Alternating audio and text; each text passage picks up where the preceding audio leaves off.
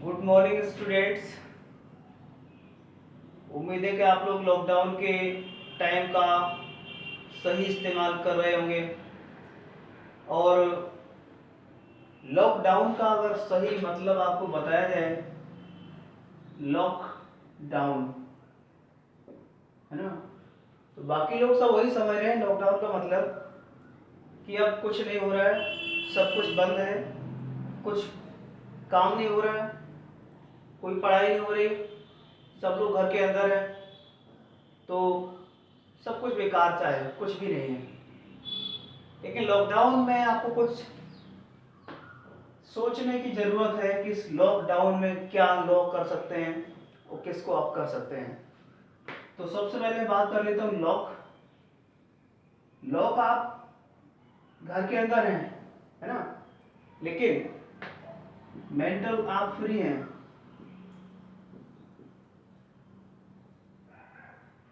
घर के अंदर तो लॉक है लेकिन मेंटल फ्री हैं।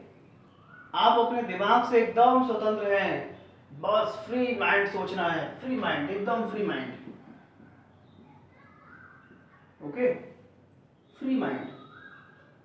अब यहाँ डाउन में नहीं आना है। डाउन की जगह क्या करना है आपको?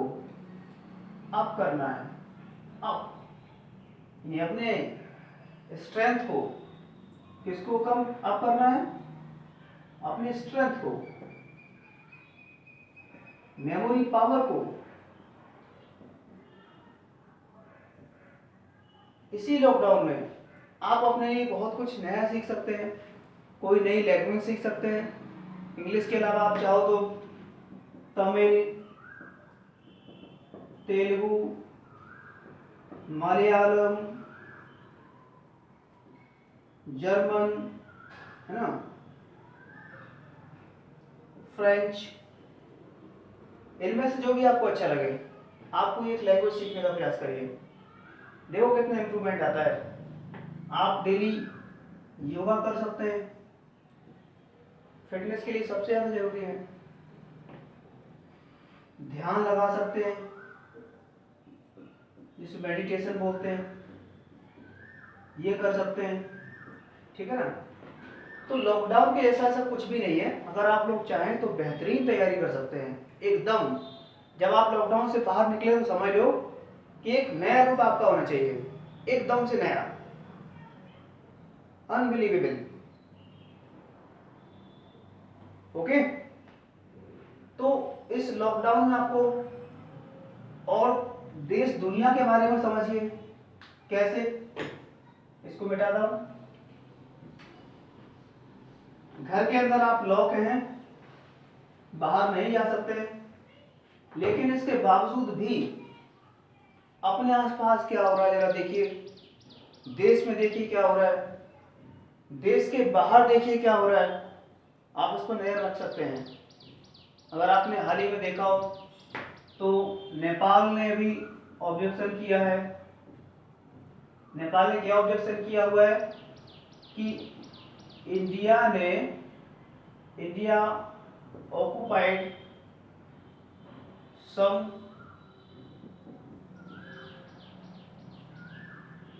Reason of Nepal. कौन कौन से क्षेत्र है वो क्षेत्र हैं लिपू लेक, अगर आपने अभी नाम सुना हो न्यूज में, काला पानी। तो नेपाल ही कह रहा है कि तो नेपाल का ऐसा था और इंडिया ने जबरदस्ती जो है अपना बना लिया है, लेकिन ऐसा नहीं है। वो क्यों कह रहा है ऐसा, उसके पीछे बहुत बड़ा रीजन है और भी बहुत बड़ी साइकोलॉजी है जो काम कर रही है, ठीक है। अब यहाँ पर जो भी अब वर्तमान में ऐसा क्या हुआ, वर्तमान में क्या हुआ, वहाँ रोड बन रहा है। अब रोड कौन बनाता है? रोड बनाता है BRO, border road organisation. BRO जब रोड बनाता है तो बीआरओ ने रोड बनाना ऐसे स्टार्ट थोड़ी किया है। बीआरओ 2002 से कंटिन्यू वहां रोड का कंस्ट्रक्शन कर रहा है नेपाल बॉर्डर से।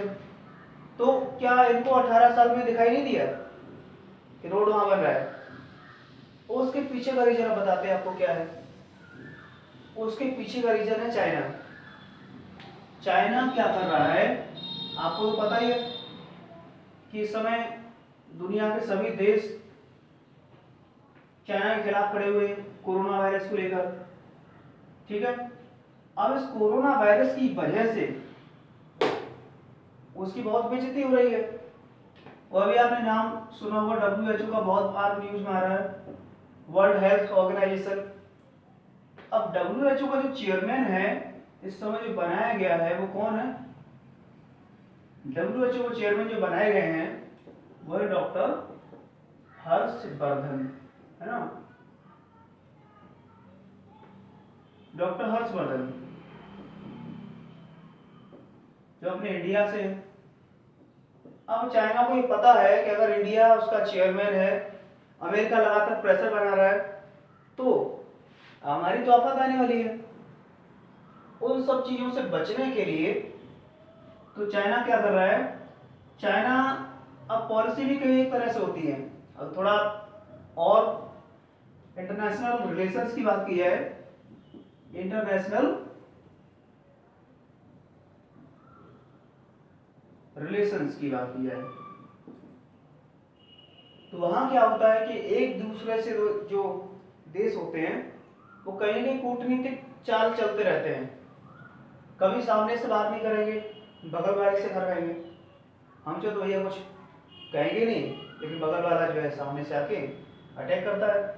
कैसे कि चाइना ने इधर पाकिस्तान है ना, इधर का एरिया पाकिस्तान में है, इससे पूरी तरह सपोर्ट कर रहा है इंडिया के खिलाफ में। इधर क्या हो रहा है, इधर की तरफ नेपाल है, नेपाल, अब उसने क्या किया है कि नेपाल को जो है पूरी तरह से फंड दे दिया है, इतना पैसा दिया है नेपाल को कि नेपाल उसके कर्ज में दबा हुआ है। अब जैसा जैसा नेपाल से कहा जाएगा चाइना वैसे ही करेगा। उसने ऐसी पॉलिसी अपनाई है जैसे होती है सॉफ्ट पॉलिसी। ठीक है, सॉफ्ट पॉलिसी का मतलब कि थोड़ी बहुत गलतियां अगर होती तो आप इग्नोर कर देते हो, चलो ठीक है हो गया कोई बात नहीं, आपस में बात कर ली समझौता हो गया। दूसरा होता है हार्ड पॉलिसी। हार्ड पॉलिसी का क्या मतलब हुआ, जैसे अमेरिका के जो प्रेसिडेंट इस समय है मिस्टर डोनाल्ड ट्रंप, बहुत स्ट्रिक्ट एक्शन लेते हैं, तुरंत से फटाफट होना चाहिए, तो ये होती है हार्ड पॉलिसी। लेकिन एक इस दोनों के अलावा भी एक ऐसी पॉलिसी है जो बहुत ही खतरनाक होती है। डायरेक्टली आपसे कुछ नहीं करेगा, इनडायरेक्ट में बहुत बड़ा नुकसान करेगा आपका, उसे बोलते हैं शार्प पॉलिसी। शार्प पॉलिसी तेजी से काम कर रहा है लेकिन आपसे डायरेक्टली कुछ नहीं करेगा। तो इस शार्प पॉलिसी का यूज कौन कर रहा है? चाइना। अब कैसे कर रहा है, इधर उसने नेपाल को कब्जे में ले लिया है, इधर क्या है अपने इंडिया के इधर बात की है ना, इस तरीके से। इधर क्या है श्रीलंका, श्रीलंका को भी उसने ऐसे ही फंसा रखा है, बहुत बड़ा हिस्सा कर्ज का उसने दिया हुआ है श्रीलंका को। और कई जो पोर्ट हैं उन पोर्ट्स को उसने लीज पर ले लिया है, 99 ईयर की लीज पर, 99 ईयर की लीज पर, है ना। तो आप देखते हैं अब ध्यान से, नेपाल चाइना के कब्जे में हो गया है, श्रीलंका चाइना के कब्जे में है, इधर इधर मालदीव है ना, मालदीव, मालदीव भी पूरी तरह चाइना के कब्जे में है, यहां चाइना है पूरा।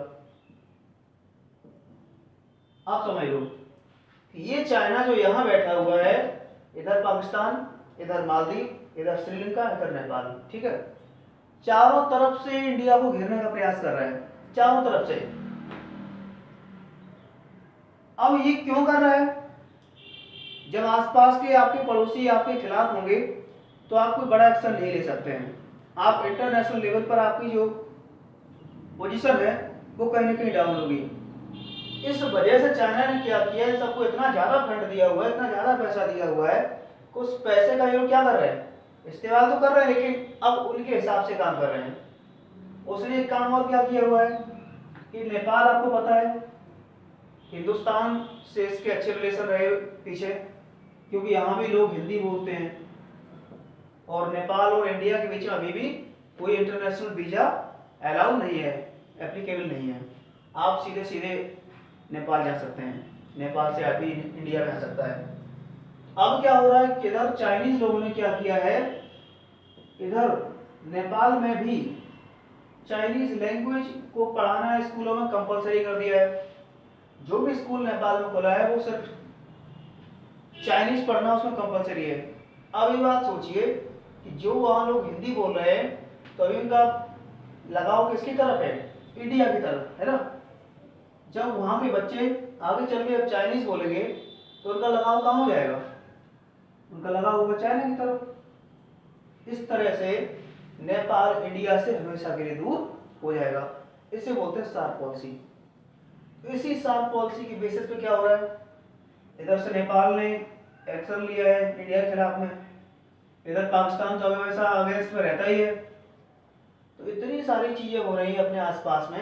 अगर आप थोड़ा सा इस पर नजर दौड़ाएं तो आपको पता चलेगा कि देखो, एक मोदी पूरे देश की कंडीशन को सुधारे हुए, कंट्रोल किए हुए, और इसके साथ साथ कितनी जगह काम कर रहा है, नेपाल को भी अपने पक्ष में लाने का प्रयास कर रहा है। क्यों, यह नेपाल भूकंप आया था 2013-14 में शायद, तब से लेकर अब तक वहाँ का जो कंस्ट्रक्शन का काम है, रोड बनाने का काम है, रेलवे ट्रैक बनाने का काम है, इंडिया कर रहा है। इसके बावजूद भी नेपाल हमारा विरोध कर रहा है। ऐसे ही श्रीलंका में क्या हो रहा है, श्रीलंका में क्या हो रहा है कि श्रीलंका में इधर एक बहुत बड़ा एयरपोर्ट है जो इंडिया ने खरीदा हुआ है। इंडिया ने भी उसको 99 ईयर के लीज पर ले लिया है, बहुत बड़ी कीमत चुकाकर उसको लिया है। क्यों लिया है, उसने कहा है, इंडिया ने कहा है कि हम तुम्हारा कर्जा चुकाने का प्रयास करेंगे, जितनी भी हम मदद कर सकते हैं, आप चाइना से दूर रहिए, हम आपकी मदद करेंगे। अब मदद करने में हमें क्या चाहिए कि हमें एक एयरपोर्ट दे दो। तो श्रीलंका ने सोचा चलो ठीक है, एयरपोर्ट ही तो मांग रहा है, दे देते हैं, हमारा पैसा ये वापस करवा देगा, कर्ज देगा हमें, हमारी हेल्प करेगा, ठीक है। लेकिन ये क्यों लिया हमने, ये हमने इसलिए लिया कि यहाँ अगर हमारा एयरफोर्स का बेस बन जाता है तो हम कभी भी जो यहाँ चाइनीज जो सैनिक यहाँ हैं, हम्बनटोटा जो इनका बंदरगाह है उस पर चाइना कब्जा है इस समय, तो हम इस एयरपोर्ट से उस पूरे श्रीलंका की एक्टिविटीज पर और यहाँ जो चाइना का जो फोर्स यहाँ पर है उस पूरी एक्टिविटी पर नजर रख सकते हैं। और अपने जो हमारा वाटर वे है, यहाँ से जाते हैं हम लोग इस तरीके से, यहाँ है ना, समुद्री मार्ग जो हमारा है उसको भी सुरक्षित रख सकते हैं, ठीक है। इतनी सारी घटनाएं हमारे आसपास घटित हो रही हैं जिसको आप नजर रख सकते हैं, ठीक है। तो ये लॉकडाउन का मतलब यही है कि आप बहुत कुछ सीखने का प्रयास करें, जानने का प्रयास करें, अपनी जो पर्टिकुलर बुक्स होती हैं उनसे थोड़ा बाहर निकलिए, कुछ एक्स्ट्रा साहित्य पढ़ने का प्रयास करिए, ठीक है। उम्मीद है आप लोग लॉकडाउन का अच्छे से इस्तेमाल करेंगे।